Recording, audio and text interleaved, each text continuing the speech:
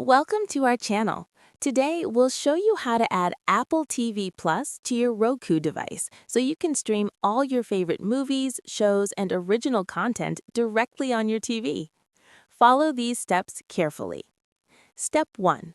Turn on your Roku device and make sure it's connected to a stable Wi-Fi network. A strong internet connection is essential for smooth streaming. Step 2. From the Roku home screen, navigate to Streaming Channels on the left-hand menu. This is where you can browse and add new apps. Step 3. Select Search Channels and type Apple TV using the on-screen keyboard. Step 4. Select the official Apple TV app from the search results to make sure you are downloading the correct app. Step 5.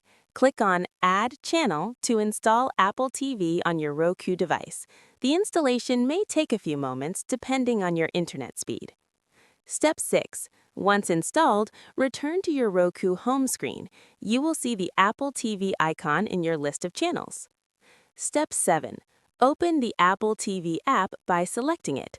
You'll need to sign in with your Apple ID. If you don't have an Apple ID yet, you can create one directly in the app by following the on-screen instructions.